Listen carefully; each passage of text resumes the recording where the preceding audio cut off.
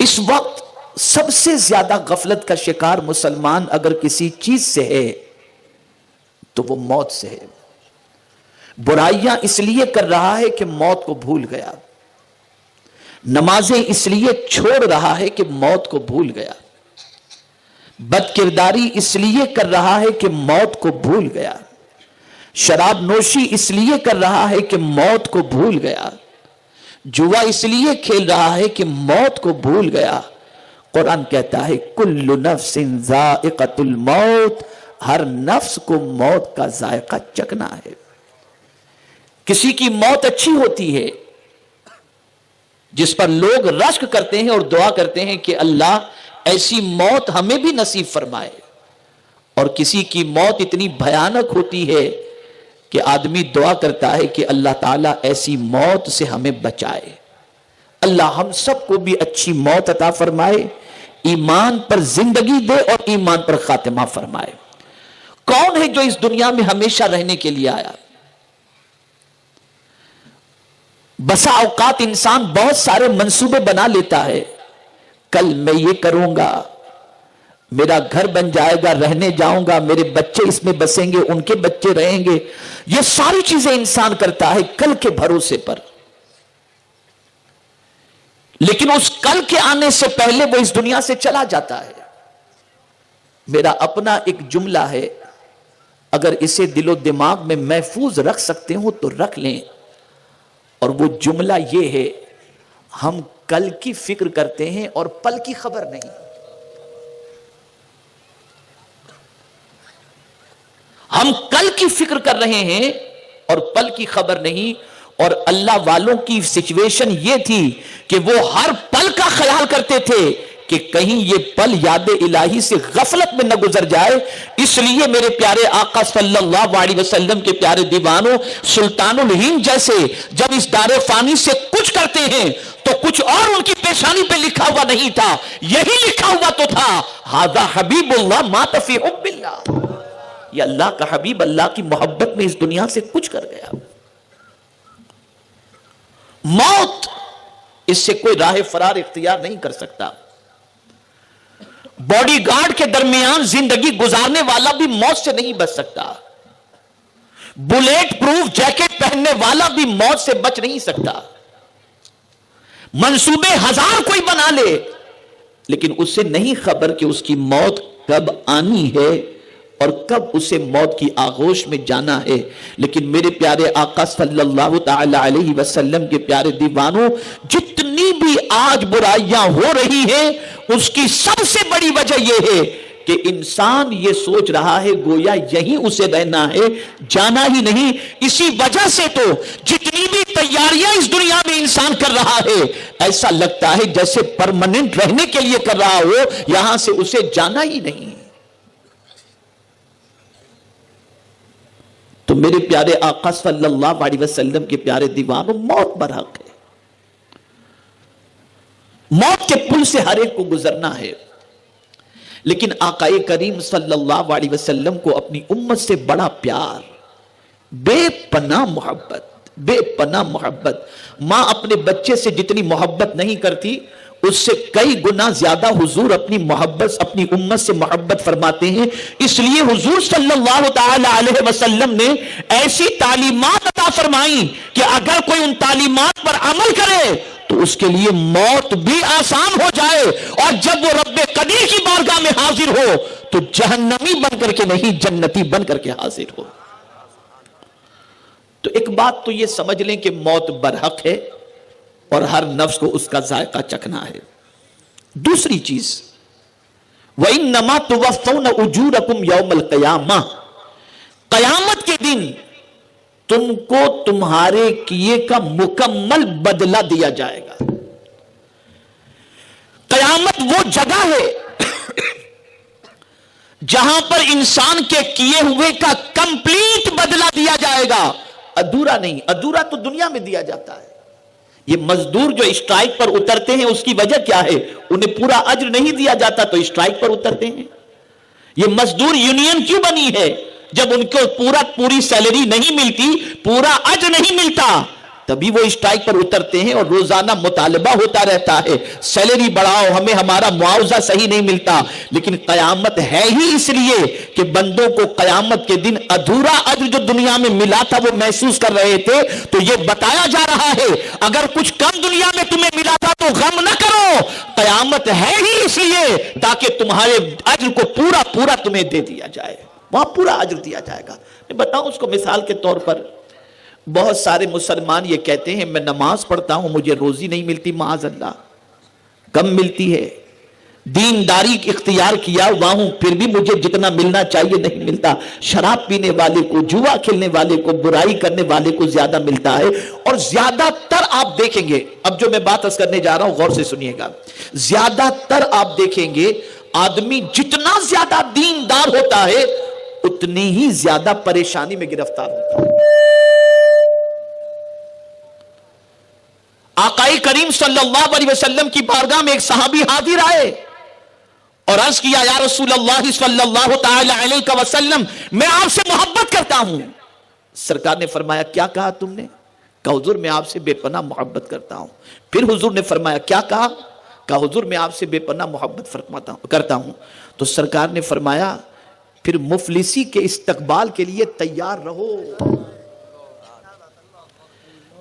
یہ حضور نے فرمایا. اور جتنے بھی آپ دیندار دیکھیں گے اولیاء ہوں, اور سب سے زیادہ دین تو انبیاء کی زندگی سے چھلکتا ہے, لیکن خدا کی قسم سب سے زیادہ آزمائش اور ابتلا کے اندر اگر کوئی رہا ہے تو وہ انبیاء کی جماعت رہی ہے, انبیاء کی جماعت رہی ہے. جس مولا علی کرم اللہ تعالی وجہہ الکریم کے نام سے ہم اپنی مشکلوں کو دور کرتے ہیں اور کہتے ہیں مولا علی مشکل کشا, لیکن آپ اگر صحابہ کی زندگی کا مطالعہ کریں تو صحابہ میں سب سے زیادہ مشکل میں مولا علی ہی تھے. جن کے نام سے مشکلیں ٹلتی ہیں وہ سب سے زیادہ. لیکن کوئی یہ نہ سمجھے کہ دیندار پر اگر کوئی مصیبت آتی ہے تو اس کے گناہ کی وجہ سے, یہ اولیاء کی بات کر رہا ہوں نہیں, اس لیے کہ قرآن نے کہا تم کو تمہارا اجر مکمل دیا جائے گا. اب ان کی شان محدثین فرماتے ہیں, مفسرین فرماتے ہیں کہ جنت میں ایک درخت ہے جس کا نام ہے شجرۃ البلوا. اس درخت کے نیچے جو دنیا میں دیندار تھے اور مصیبت میں گرفتار تھے ان کو وہاں پر رکھا جائے گا اور ان پر انعام و اکرام کی بارشیں ہو رہی ہوں گی, اللہ کی نعمتوں کی بارشیں ہو رہی ہوں گی. جب پوچھا جائے گا کہ ان کی کون سی نیکیاں ایسی ہیں جس وجہ سے ان پر اتنا انعام و اکرام ہو رہا ہے, تو جواب ملے گا یہ وہ بندے ہیں جو دنیا میں مصیبت میں گرفتار تھے اور اس مصیبت پر وہ شور مچانے کی بجائے ہمارے فیصلے پر راضی تھے اور صبر کرتے تھے. آج ان کا مکمل اجر ان کو دیا جا رہا ہے. اسی لیے قرآن نے صبر ہی کا اجر بتایا, اور جب صبر کا اجر بتایا تو لمیٹیڈ نہیں انلیمیٹیڈ بتایا اور کہا انما یوفی الصابرون اجرہم بغیر حساب, کہ بے شک صبر کرنے والے کو بے حساب بدلہ ملے گا. تو قیامت اس لیے ہے تاکہ ہر ایک کو مکمل اجر دیا جائے, یہاں تک کہ اگر کسی کو راستہ بھی کسی نے دکھایا تو اس کا بھی اجر ضائع نہیں ہوگا, اس کا بھی اجر اللہ قیامت کے دن عطا فرمائے گا. ایک بھی نیکی ایسی نہیں ہوگی جس کا بدلہ میرا مولا قیامت میں نہ عطا فرمائے گا. اب آئیے قرآن مقدس کی آگے کی بات کی طرف. قرآن کہتا ہے فَمَنْ زُحْزِحَ عَنِ النَّارِ, جو جہنم سے بچا لیا گیا, وَأُدْخِلَ الْجَنَّةَ فَقَدْ فَازَ, اور جنت میں داخل کر دیا گیا بے شک وہ کامیاب ہو گیا. مجھے آج اسی پر گفتگو کرنی ہے کہ اصل کامیابی کیا ہے, تاکہ سوچ تھوڑی سی درست ہو جائے.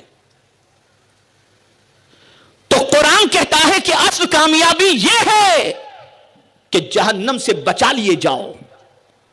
اصل کامیابی یہ ہے کہ جنت میں داخل کر دیے جاؤ. جب تک کہ تمہارا قدم جنت میں نہیں پڑ جاتا اپنے آپ کو کبھی کامیاب تصور نہ کرنا. میرے پیارے آقا صلی اللہ تعالی علیہ وسلم کے پیارے دیوانوں، اب آپ میں سے کوئی شخص یہ کہہ سکتا ہے کہ بھئی دنیا میں ایک بچہ جب اسکول کے اندر ایگزام میں پاس ہوتا ہے تو ہم کہتے ہیں ہمارا بچہ کامیاب ہو گیا، الیکشن کے اندر کوئی کینڈیڈیٹ جیتتا ہے تو کہتے ہیں یہ کامیاب ہو گیا، مقابلے کے اندر کوئی جیتتا ہے تو ہم کہتے ہیں یہ کامیاب ہو گیا. لیکن میرے پیارے آقا صلی اللہ علیہ وسلم کے پیارے دیوانوں، یہ ساری کامیابیوں کا معاملہ یہ ہے کہ یہ لمحاتی کامیابی ہیں. آپ اگر اسی سرزمین پر دیکھیں، اسی ملک میں دیکھیں تو آپ کو پتا چلے گا کل تک جو وزیر اعظم تھے آج پتا نہیں وہ کہاں ہیں، کل تک جو وزیر اعلیٰ تھے وہ پتا نہیں کہاں ہیں، کل تک جو چیف منسٹر تھے وہ کہاں ہیں پتا نہیں. پتا چلا آج کی سچویشن یہ ہے کہ کسی کو تاج پرماننٹ نہیں ملتا، بلکہ تاج چند دنوں کے لیے ملتا ہے، پھر اتر جاتا ہے، پھر اتار دیا جاتا ہے. کل تک جو باڈی گارڈ کے درمیان زندگی گزارتے تھے آج ان کے ساتھ کوئی دوسرا نظر نہیں آتا، تنہا گلیوں میں گھومتے نظر آتے ہیں. کل تک بزنس میں جو کامیاب تھے ایسے بہت سارے لوگ زمین کے اوپر بیٹھتے ہوئے نظر آئیں گے اور کاروباری دیوالیے پن کی وجہ سے وہ کامیابی سے ناکامی کے مسافر بنتے نظر آئیں گے. ایسے ہی امتحان میں بہت سارے کامیاب ہونے والے بچے آگے چل کر کے ناکامی کا منہ دیکھتے نظر آئیں گے. دنیا کی کوئی بھی کامیابی پرماننٹ نہیں ہے، لیکن جنت ایسی جگہ ہے کہ جہاں ایک مرتبہ داخل کر دیا جائے گا تو وہاں سے پھر نکالا نہیں جائے گا. وہاں ملنے والا تاج ایسا تاج ہے جو ہمیشہ کے لیے اس کے سر پر سجا رہے گا. تو اصل کامیابی دنیا کی نہیں ہے، اصل کامیابی جنت کی ہے، آخرت کی کامیابی ہے. اور صحابہ اسی کامیابی کے لیے پوری زندگی گزارتے تھے. اس فانی دنیا کے لیے انہوں نے کچھ نہیں کیا. ہم لوگوں کو اگر کہیں سفر کرنا ہو، بلکہ میں ایک چھوٹی سی بات آپ سب کی سمجھ میں آئے اس طرح سے عرض کروں، اگر آپ کو دوسری جگہ اپنا گھر منتقل کرنا ہے، یعنی آپ جہاں رہ رہے ہیں وہاں سے آپ دوسرے گھر میں رہنے کے لیے جانا چاہتے ہیں تو پورا دن بلکہ کئی دن لگیں گے آپ کے گھر کے سامان کو ٹرانسفر کرنے کے اندر. ایک دن کبڈ جا رہا ہے، ایک دن فرنیچر جا رہا ہے، ایک دن بیگ جا رہی ہیں، ایک دن صوفے جا رہے ہیں، یہ ساری چیزیں جا رہی ہیں. تو ٹرانسفر میں اتنا وقت لگے گا اس لیے کہ سامان ہم نے اتنا جمع کر رکھا ہے. لیکن اللہ والے تو ایک ملک سے دوسرے ملک منتقل ہوتے تو ایک چھوٹی سی اٹیچی کے علاوہ کچھ نہیں ہوتا تھا. وجہ کیا تھی؟ کیا وہ غریب تھے؟ توجہ چاہوں گا. غریب تھے؟ نہیں، بہت مالدار تھے. وہ جانتے تھے کہ یہ ساری چیزیں یہاں رہ جائیں گی، جو چیز ساتھ چلنے والی ہے وہ اعمال ہیں. تو ان کے پاس اعمال کا اتنا خزانہ ہوتا کہ وہ جب اس دنیا سے جاتے تو ساری دنیا ان کو یاد کر کے رویا کرتی تھی اور یہ کہتی تھی کہ کتنے اچھے انسان اس دنیا سے گئے، اور گئے تو نیکیوں کا خزانہ اپنے ساتھ لے کر کے گئے ہیں. میرے پیارے آقا صلی اللہ تعالی علیہ وسلم کے پیارے دیوانوں، جانا تو سب کو ہے، کوئی پرماننٹ رہنے کے لیے نہیں آیا، مستقل رہنے نہیں آیا. لیکن یہ فلسفہ ذہن میں رکھو، جہنم سے بچا لیے گئے اور جنت میں داخل کر دیے گئے تو قرآن کہتا ہے کہ بے شک وہ بندہ کامیاب ہو گیا، بے شک وہ بندہ. اب ہم وہ کیا چیز کریں جس سے ہماری موت بھی آسان ہو اور اللہ عز و جل اپنے فضل و کرم سے جنت کا حقدار بھی بنا دے اور جہنم سے بھی بچا دے. تو حضور صلی اللہ علیہ وسلم نے جہنم سے بچنے کے لیے نسخے عطا فرمائے. ان میں سے ایک نسخہ یہ ہے، ام المؤمنین حضرت عائشہ صدیقہ رضی اللہ تعالی عنہا سے میرے آقا صلی اللہ علیہ وسلم نے ارشاد فرمایا، اے عائشہ، تم سے ہو سکے تو کھجور کی ایک گٹھلی ہی صدقہ کر کے جہنم سے بچنے کا اہتمام کرو. یعنی اگر کوئی شخص صدقہ کرتا ہے تو اللہ رب العزت جل جلالہ صدقے کی وجہ سے بری موت سے بھی بچا لیتا ہے اور جہنم سے بھی بچا لیا کرتا ہے. صدقہ ایسا عمل ہے، اور یہی وجہ ہے کہ اللہ والوں کی زندگی اٹھا کر دیکھو تو اللہ والا کہتے ہی اسے ہیں جو اللہ کے نام پر لٹانے والا ہو. قرآن مقدس میں رب قدیر جل جلالہ نے فرمایا ذالک الکتاب لا ریب فیہ ھدی للمتقین الذین یؤمنون بالغیب ویقیمون الصلاۃ ومما رزقناہم ینفقون. متقین وہ ہیں جن کو ہم نے روزی دی تو وہ ہمارے نام پر لٹاتے ہیں. یہ متقین ہیں, یہ اللہ والے ہیں. یہ ہم جو ڈر جاتے ہیں چھوٹی چھوٹی چیزوں سے, چھوٹے چھوٹے معاملے سے,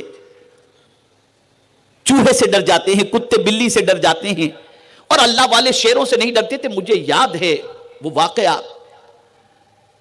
کہ ایک جلیل القدر صحابی جب افریقہ کی سرزمین پر پہنچے اور وہاں کے لوگوں کو انہوں نے آغوش اسلام میں قدم رکھنے پر آمادہ کیا اور لوگ مسلمان ہوئے, تو ایک علاقے میں لوگ مسلمان ہوتے اور پھر اس علاقے سے وہ دوسری طرف جاتے تو پھر ان کا ایمان تھوڑا سا کمزور ہو جاتا, لوگ ورغلاتے, ایمان کمزور ہو جاتا.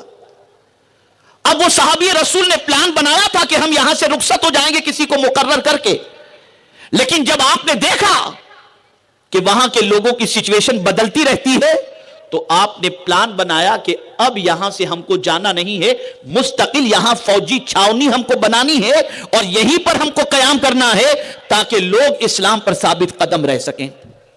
توجہ چاہوں گا, اب جب مستقل قیام کی بات آئی تو کہاں چھاونی لگائی جائے اور صحابہ کہاں رکیں, تابعین کہاں رکیں, یہ بات سامنے آئی.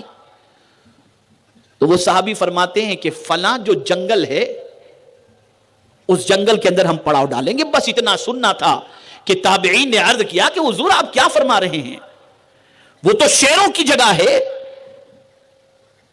وہ تو درندوں کی جگہ ہے, اس جنگل کے اندر تو جانور رہتے ہیں, ایک رات بھی ہمارے لیے گزارنا مشکل ہے, اس لیے کہ جانور ہمیں پھاڑ کھائیں گے اور ہم وہاں نہیں رہ سکتے. اب وہ صحابی رسول فرماتے نہیں رہنا ہے تو یہی رہنا ہے اور یہ میرا فیصلہ ہے.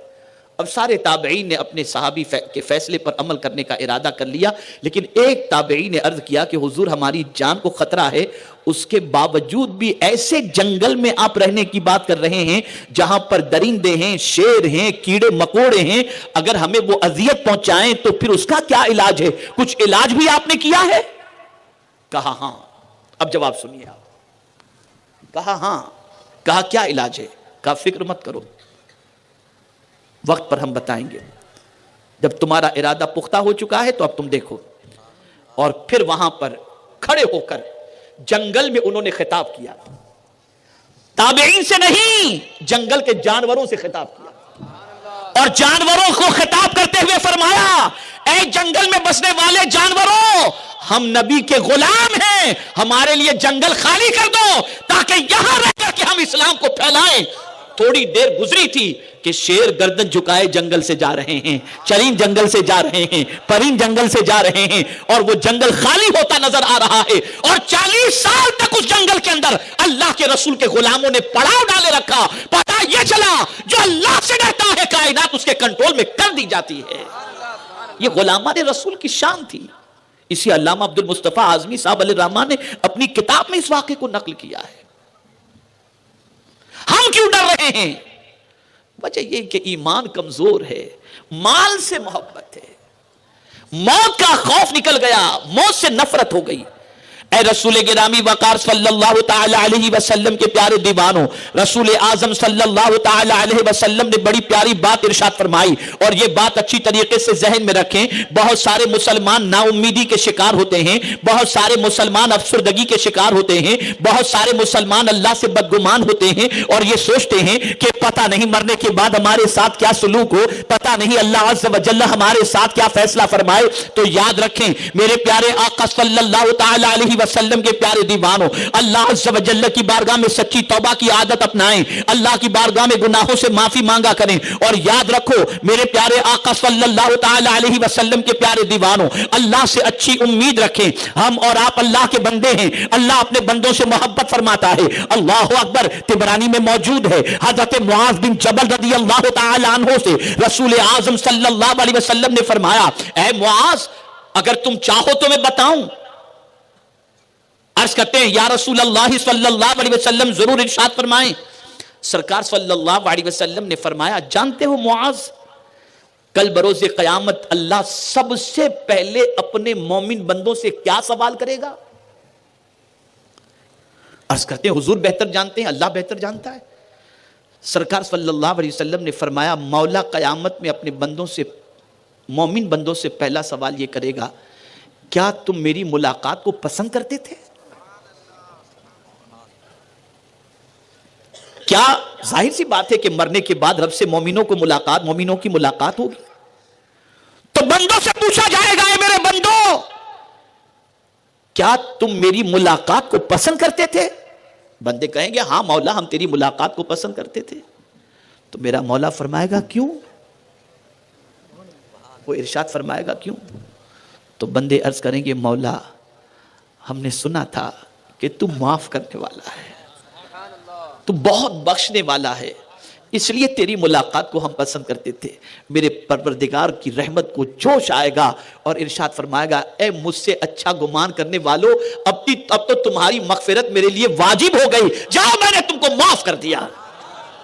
تو اے رسول گرامی وقار صلی اللہ تعالی علیہ وسلم کے پیارے دیوانوں، رب قدیر جل جلالہ سے اچھا گمان رکھو، اللہ عز و جل سے مغفرت کی امید رکھو۔ گناہ ہزار ہو چکے ہوں، برائیوں میں زندگی ہزار گزر چکی ہو، لیکن توبہ کا دروازہ کھلا ہے۔ سچے دل سے توبہ کر کے رب سے بھاگو نہیں۔ رب سے بھاگ کر کے کہاں جاؤ گے؟ اس کی بارگاہ سے جب مقرب فرشتہ، اس کی بارگاہ کا وہ فرشتہ جو روح قبض کرنے والا ہے، وقت مقررہ پر آئے گا اور روح قبض کر کے چلا جائے گا۔ بچ نہیں سکتے اور کوئی بچ نہیں سکتا۔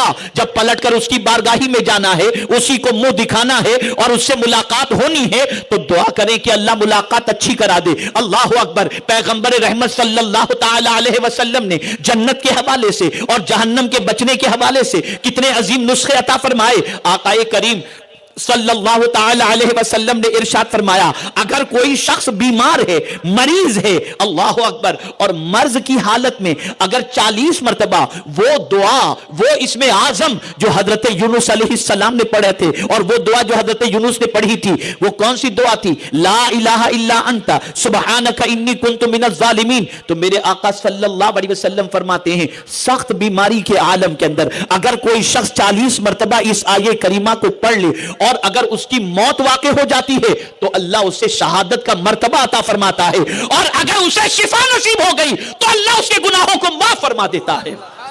یہ میرے آقا کی طرف سے ارشاد گرامی ہے، آقا کریم صلی اللہ علیہ وسلم کی بارگاہ کی طرف سے عمل ہے۔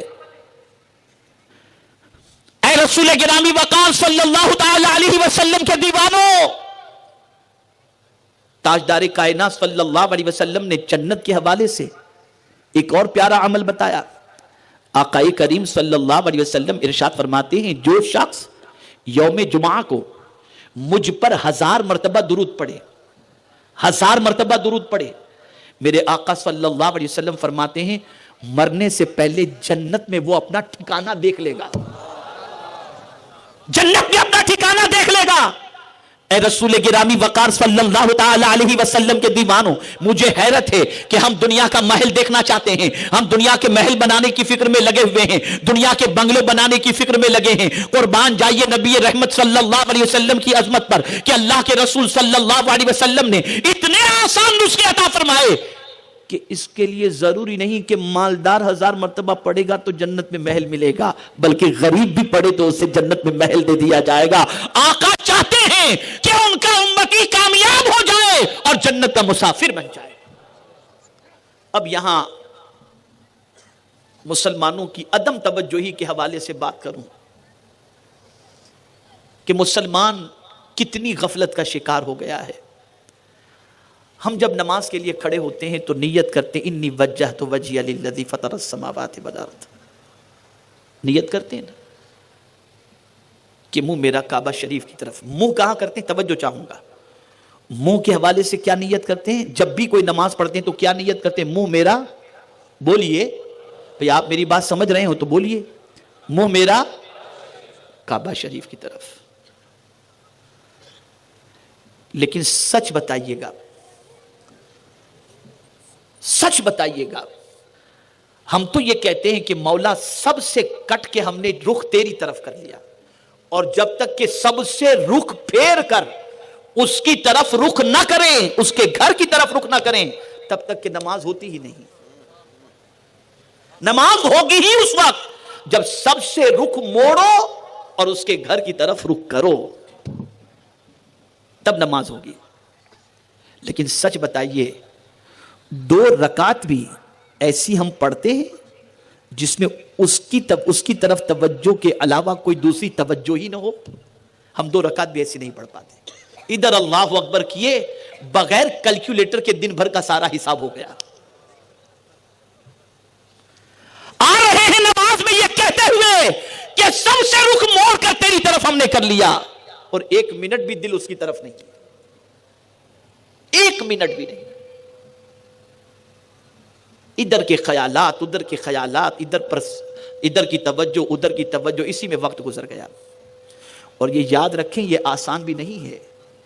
اگر کوئی یہ تصور کرے کہ میں 2 رکعت اس طرح سے پڑھ لوں کہ خدا اللہ عز و جل کے علاوہ کوئی اور خیال آئے ہی نہیں، امپاسبل ہے، بہت مشکل ہے، نہیں پڑھ سکتے۔ ہم اور آپ تو کیا ہے، حضرت بایزید بستامی رحمت اللہ تعالی علیہ فرماتے ہیں کہ ایک رات میں نے نیت کی اور ارادہ کیا کہ آج 2 رکعت میں ایسی پڑھوں گا جس میں اللہ کے علاوہ کوئی اور خیال مجھے آئے ہی نہیں۔ فرماتے خدا کی قسم پوری رات میں مشق کرتا رہا لیکن کہیں نہ کہیں سے مجھے کوئی خیال آ ہی جاتا۔ بایزید بستامی جیسا شخص یہ کہہ رہا ہے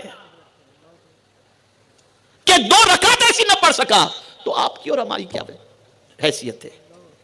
لیکن قربان جائیے یہاں مصطفیٰ پیارے نے آسان فرما دیا، آسان فرما دیا۔ کتنا آسان فرما دیا؟ احسان کی تعریف یہ فرما دی کہ تم نماز اس طرح پڑھو جیسے خدا کو دیکھ رہے ہو، اور اگر یہ تصور نہیں کر سکتے تو یہ تصور کرو کہ تمہارا خدا تمہیں دیکھ رہا، کہ تم اگر اس کی طرف نہیں متوجہ ہو سکتے تو اس کی رحمت تو تمہاری طرف متوجہ ہے، وہ تو تمہیں دیکھ رہا ہے، اس کی رحمت تو دیکھ رہی ہے۔ اب یہاں میں آپ کو بتاؤں کہ توجہ رہ کیوں نہیں پاتی؟ انبیاء کی رہتی تھی، صحابہ کی رہتی تھی، باقی لوگوں کی توجہ کما حقہ کیوں نہیں رہ پاتی؟ غور سے سنیے گا، اس کی ایک وجہ یہ ہے کہ اللہ عز و جل کی ذات بہت عرف و اعلیٰ ہے، ہمارا چہرہ اس لائق کہاں کہ ہم خدا کو دکھا سکیں؟ یہ تو اس کا کرم ہے کہ تھوڑی دیر بھی اپنی طرف مائل کر دیتا ہے، ورنہ ہمارا چہرہ اس لائق نہیں کہ اس کی طرف ہم توجہ دے سکیں۔ لیکن انبیاء کی شان کیا ہے؟ انبیاء کی شان یہ ہے کہ زمین پر رہتے ہیں تو بھی نماز پڑھتے ہیں، اور زمین کے اندر ہوتے ہیں تب بھی نماز پڑھتے ہیں۔ اسی لیے حضور نے فرمایا میں موسیٰ علیہ السلام کی قبر کے قریب سے گزرا تو کیا دیکھتا ہوں کہ موسیٰ اپنی قبر کے اندر نماز پڑھ رہے ہیں۔ تو ان کی توجہ تو ہمیشہ اپنے رب کی طرف رہتی، ہمیشہ اپنے رب کی طرف۔ اب جو بات عرض کرنے جا رہا ہوں اسے ذہن میں رکھیں۔ ایک کفن چور تھا، کفن چور تھا، ایک عورت کا انتقال ہوا، اس کے کفن کو چوری کرنے کے لیے وہ پہنچا، لیکن جیسے ہی اس نے اس کے کفن کو کھینچنا چاہا، اس عورت نے کھینچ کر ایک تماچا مار دیا۔ اللہ نے اسے زندگی عطا فرما دی اور اس نے کھینچ کے تماچا مار دیا، جس کی وجہ سے اس کے چہرے پر اس عورت کی انگلیوں کے نشان پڑ گئے۔ علامہ یافعی رحمت اللہ تعالی علیہ فرماتے ہیں وہ شخص اس کے بعد توبہ کر لیا کہ اب آئندہ کبھی میں کفن چوری کا کام نہیں کروں گا، اور اس کے بعد وہ شخص ایک اللہ کے ولی کی محفل میں جاتا، درس سنا کرتا، ان کی صحبت سے استفادہ کرتا، لیکن چہرہ اس نے ڈھانکے رکھا تھا۔ ایک دن وہ بزرگ فرماتے ہیں کہ کیا بات ہے کہ تو اپنے چہرے کو ڈھانکے رکھتا ہے، دوست ہو کر دوست سے چہرہ چھپاتا ہے؟ کہ اگر آپ امان دے تو میں آپ کو حقیقت بتاؤں۔ انہوں نے فرمایا کہ امان ہے۔ اس نے چادر ہٹائی تو 5 انگلیوں کے نشان چہرے پر تھے۔ تو وہ بزرگ فرماتے ہیں نشان کس چیز کے ہیں؟ تو وہ عرض کرتا ہے کہ حضور یہ نشان اس چیز کے ہیں کہ استغفر اللہ بولے میں کفن چور تھا، اور ایک مرتبہ میرے ساتھ یہ واقعہ ہوا کہ ایک عورت کا کفن چوری کرنے کے لیے میں گیا تو اس نے کھینچ کر مجھے تماچا مار دی، جس کی وجہ سے اس کی انگلی کے نشان میرے چہرے پر آ گئے۔ میں نے اس کے بعد توبہ کر لی، اب دعا کریں کہ اللہ میری توبہ قبول فرما لے۔ اب وہ بزرگ اس واقعے کو دوسرے بزرگ کی بارگاہ کے اندر پیش کرتے ہیں اور فرماتے ہیں کہ میں نے ایک عجیب واقعہ ایک بندے سے سنا، جو یہ واقعہ ہے عورت کو اللہ نے زندگی دی اور وہ عورت قبر کے اندر زندہ ہو کر اس نے تماچا مار دیا، اور میں نے اس کے چہرے پر 5 انگلیوں کے نشان دیکھے۔ اب آپ دیکھیں وہ بزرگ فرماتے ہیں جنہوں نے اس بندے کو دیکھا تھا ان سے کہ ذرا اس کفن چوری کرنے والے شخص سے پوچھو کہ کیا قبر میں دفنائے جانے والے مسلمانوں کا چہرہ قبلے کی طرف جب کر دیا جاتا ہے تو اس نے قبلے سے ہٹے ہوئے چہرے بھی دیکھا ہے؟ یعنی قبلے کی طرف کے ڈائریکشن کا معاملہ اللہ نے ایسا بنا دیا کہ جیتے جی بھی تمہارا چہرہ قبلے کی طرف اور مرنے کے بعد بھی چہرہ قبلے کی طرف ہو. اس لیے جب کوئی مسلم میت کو اتارا جاتا ہے تو چہرہ قبلے کی طرف کیا جاتا ہے. تو اب اس کفن چور سے بزرگ نے پوچھا کہ جب مسلمان مرتے ہیں تو بہت سارے مسلمانوں کے چہرے کو قبلے کی طرف کیا جاتا ہے, کیا تم نے قبلے سے ہٹے ہوئے چہرے بھی دیکھے, قبلے سے پھرے ہوئے چہرے بھی دیکھے؟ کہا ہاں, بہت ساروں کے چہرے میں نے قبلے سے پھرے ہوئے دیکھے. وہ بزرگ فرماتے ہیں یہ برے خاتمے کی علامت ہے, اور وہ برا خاتمہ چند وجوہات کی بنیاد پر ہوتا ہے. شراب پینے کی وجہ سے, ماں باپ کی نافرمانی کرنے کی وجہ سے, زنا کرنے کی وجہ سے, نماز میں سستی کی وجہ سے, سود کھانے کی وجہ سے, ماں باپ کو اذیت پہنچانے کی وجہ سے, مسلمانوں کو تکلیف پہنچانے کی وجہ سے خاتمہ خراب ہوتا ہے. اور لٹانے والا تو چہرہ قبلے کی طرف کر کے قبر میں لٹا کر آ جاتا ہے, لیکن جب وہ لٹا کر چلا جاتا ہے تو سوء خاتمہ کی بنیاد پر اس کا چہرہ قبلے سے پھیر دیا جاتا ہے.